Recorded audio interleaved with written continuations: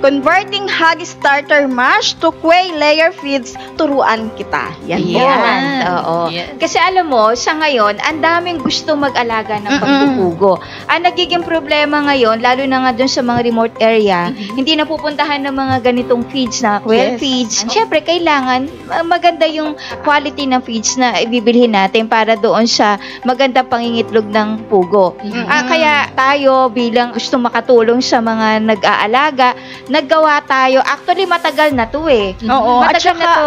Miss Ana actually maraming gustong mag-alaga talaga ng pugo. Ang problema lang po nung iba, dahil syempre yung iba mag-start pa lang ng konti, ang problema na wala daw nabibili na tingi-tingi. Kailangan 25 kilos kaagad na quail layer feed. So, syempre hindi naman nila kaya yung isang bagsakan lang na pagbili. At saka isa pa dyan, mahal talaga. Napakamahal ngayon. Magkano ba ngayon? 45 to 47 per kilo na ang quail feeds ngayon. Tapos kung bibili ka ng isang kaagad na sako, konti lang aalagaan mo, hindi tayo makakabili. Kailangan talaga ganun ang bibili natin. Kaya po, ito ang aming topic ngayon. Actually, sasabihin ko sana na ito ay matagal na nating ginagamit. So, doon sa mga nagre-request, so ginawa natin ito ng concentrate. Kasi diba dati natatopic na natin doon sa mga pang-alternative na pakain, sa mga paitlugin. Yung iba gumagamit ng mga pangbaboy na feed. Pero bakit parang minsan hindi pa rin kumbaga quality yung production na napoproduce ng ano. So ngayon, mas tuturuan namin kayo kung paano masisiguro na kumbaga quality pa rin yung maipoproduce ng mga itlog ng inyong mga quail layer despite na hindi talaga yung purong quail feeds talaga yung gagamitin ninyo. So may alternative plus nutritious pa rin yung kanilang kakainin. At saka bago din natin ipakita talaga yung ating video para magkaroon kayo ng idea kung paano pinapakain, ano yung resulta. Kaya po, Hog Starter Mash, yung aming napiling feeds na ilalagay doon sa ating concentrate. Dahil po ang Hog Starter Mash ay mataas po ang protina. Ang protein po nan ay naglalaro yan sa 18 to 19 depende doon sa manufacturer na inyong bibilhin. So, ang pangailangan po ng pugo, ang protina po dapat ay hindi bababa sa 18%. Ayan po yung behind na bakit starter feeds ang kailangan natin ihalo. So ayan, para makita po natin yung resulta ng pagbibigay ng starter feeds plus concentrate, ito po yung video. Ngayon ay mag-harvest tayo ng itlog.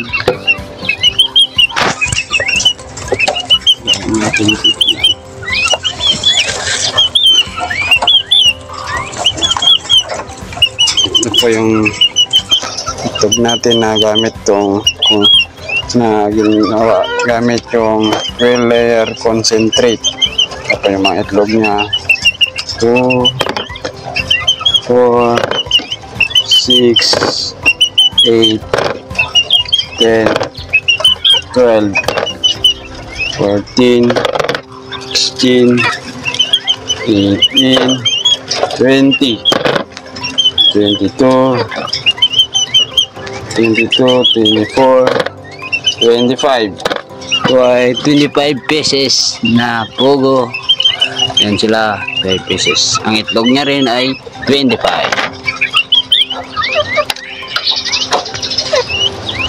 Yan yung input niya, oh. Yan. Input niya. Yan po. Ito naman ay may lalaki na pugo. Ito ang pang-breeding mo sana. Pag nawa 2, 4,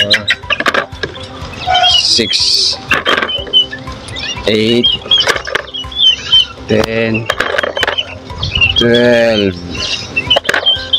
16, 14, 18,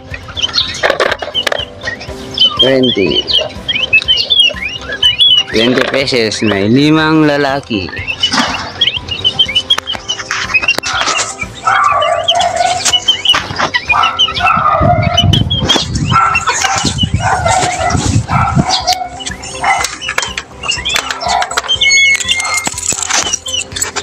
Ayan, magpapakain tayo na itong quail concentrate na gamit natin na nihalo sa Hog starter mask. Yan. Yes, yan. Ito po. Ito yung DIY yung mixer kong ginamit. Hindi ko na tinanggal dito kasi alapit na din ako mag-mix. Ito po siya, oh. Ito ay pakain natin. Yan may pakain dito. Ay, ito lang.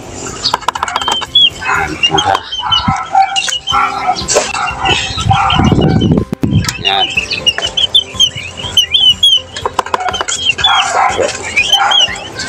So natin pa walang papasok na mga kaibigan.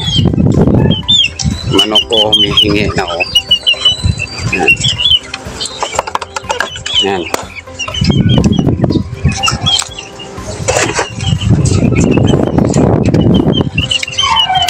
Sarap yan. Matigas. May bato pala.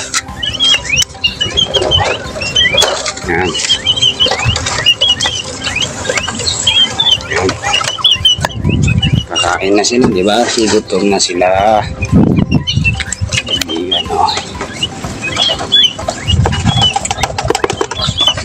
Yan. Itong pizza to ay hog starter mask po to. Nagawa lang namin na ang well layer concentrate. Yan.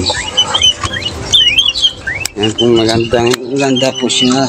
Dahil sa lahat isang mga mayong dumi niya. Pangalawa, maganda yung pagpag-itlog niya. Halos sila lahat nangingitlog. Alala. Yan. Natin hanggang hapon na yan. Pagkain natin hanggang hapon na para natin maglagay hanggang bukas. Hanggang bukas na ito eh. Yan, hanggang bukas na yan. Umaga. Ito pala humingi na yung dalawa kong ano pa. Ito pa rin ang pinakakain ko dito. Ito lang din. Yung well layer concentrate. Yung masabi. Oh. Isin natin. Ayan sila. Ayan. Yan sila kumain na, diba? Oh.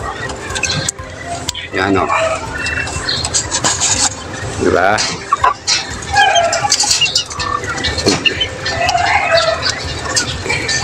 Paglaki ko basic lang. Yan. Yung laging tulong sa akin yung well layer concentrate dahil nakatipid ako, saka maganda yung pagka-itlog niya, walang basag, matigas yung shell niya. Yun po. Tapos yung vitamins kong gamit ay Atobi. Ito po, Atobi yan sila lahat. Ayan, maraming stock dyan. Yan, Atobi po yan, nilalagay ko dyan para hindi na ko panay timpla. Maganda kasi naka-stack to dahil mas lalo siyang tatapang yung mga vitamin niya, yung mga gamot niya. Yan. Yan. So nakita natin ha, napakasimple yung pag-aalaga ng isa nating pong kasamahan po yan dito. Napaka maganda yung naging resulta o yung resulta ng ng starter feeds plus yung ating quail concentrate. Ayan. Doon po sa video na nakita nyo kanina, i-detail po natin niya kung ilang pieces yung kanyang alaga, ilan yung pinapakain niya. So una po dyan, yung kanyang quail na inaalagaan, nabili niya yan, nangingitlog na eh, di ba? 90 days na siya. 3 months na. RTL na siya. Ayun. Oo. Tapos yung alaga niya pong pugo, kung nakita niyo po doon sa ibabaw, 25 po yun. Tapos doon sa baba, 25 din. Pero may 5 lalaki po doon sa baba. Oo. Tapos, nabanggit niya dyan yung production. Diba? Sa una, nag-harvest siya ng 25. Yes. So, 100%. Tapos, pagdating doon sa ilalim, 20, kasi yung babae, 20 rin yung pieces ang nakuha niya. So, talagang 100% talaga yung kanyang pangingitlog. Oo. Pero before po yan, nung nabili niya po yung pugo na yan doon sa labas, dahil 90 days na po yun, nung nabili niya, nangitlog naman siya.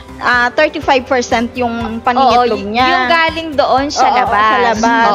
Tapos nung pagdating dito, dahil wala pa po siyang feeds no, na pinapakain, ang binili niya lang muna ay yung chicken layer feeds. Yun yung pinakain niya. Ang napansin niya, parang after 1 week. Ay, after 1 week. Wala talagang itlog as in, layer feeds yun. Yes. Wala talaga siyang itlog. And then, after a week, binigay natin yung formulation na, ito ang, starter plus yung concentrate. Yes. So, binigyan natin. After 2 days lang, nangitlog na siya ng 35%. Bali, nag-start siya ng 30% muna yung egg production. 30%. Tapos, pagkabigay na nung may hog starter mash na may quail layer concentrate, doon na siya nag-start ng 35% until continuous pa rin. Ng pataas. Actually, ngayon pa, 3 weeks niya na yun eh. So, hindi po nababa siya ng 90%. Yes. So, hindi naman pare-pareho. May 100%. Siyempre, lalo pa kung makikita nyo po yan, yan yung kanyang, kung saan nakalagay yung quail, expose po yan dito sa daanan. So, maraming tricycle na kalsada. Tapos mainit. Pa yung araw. Pero hindi siya nakakaranas ng 70-60% na egg production. Hindi po. Dahil meron din pa siyang pangotra doon sa kanyang tubig. Kung nakita nyo sa late part ng video, naka-stack yung kanyang tubig sa tubig. Yun po ay 5 liters po yung water na naandoon. Then nilalagyan niya lang po yan ng 1 kutsarang atubi. Yun po yung pinapainom niya. Tapos yun nga, continuous po yung pangitlog ng kanyang pugo. Actually, nagbebenta na nga po siya ngayon. Diba? Ang benta niya po sa isang itlog is 1.70. 1 peso and 70 centavos.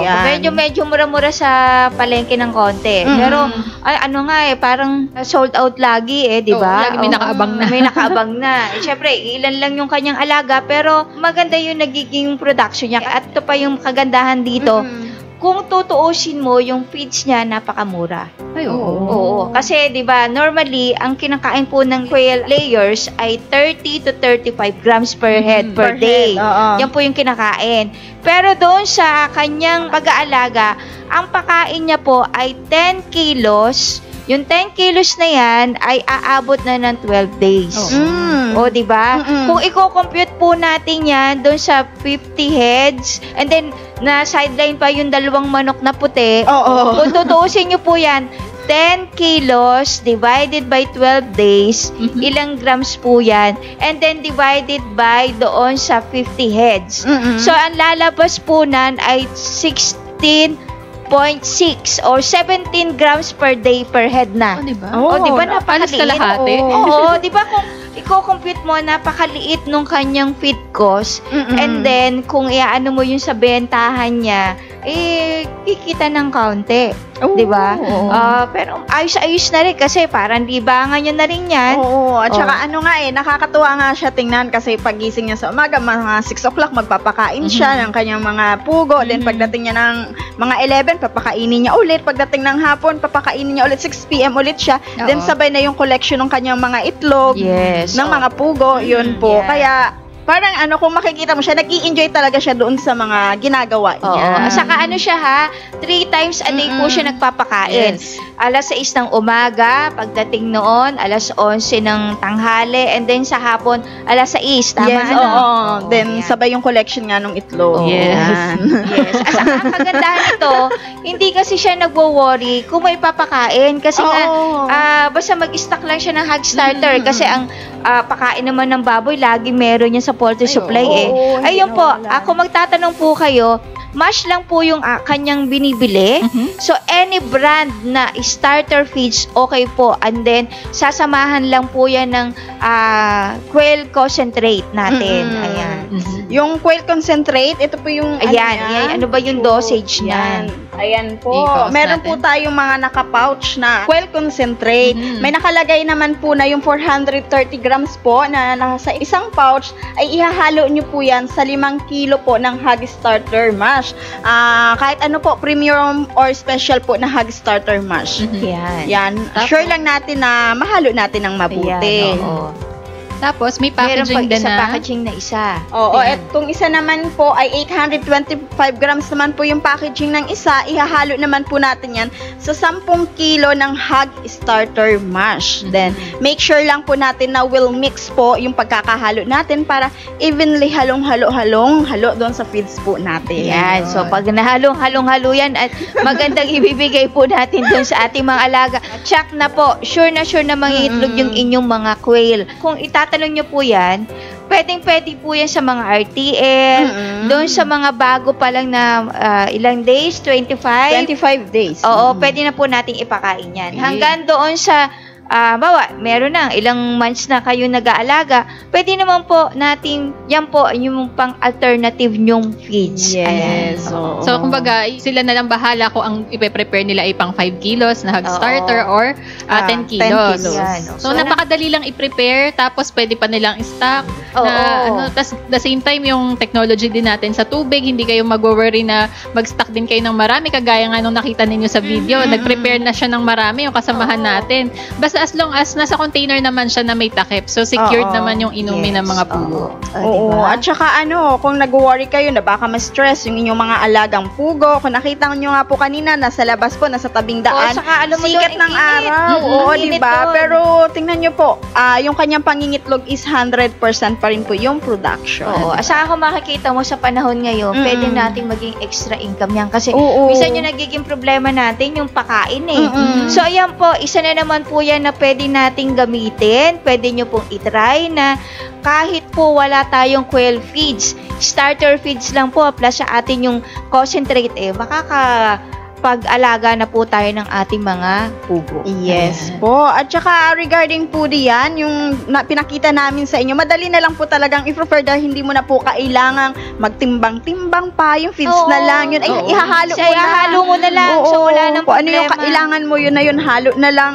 Yun, pwede mo nang ipakain. Yes. Hindi na sila magsusukat kasi yung packing natin sa concentrate is nakalaan na kung for 5 kilos siya or for 10 kilos. Yes. Oo, saka kung titingnan nyo po napakaliit lang yung kailangan nating concentrate at hindi nyo na kailangan pang ito yung kailangan.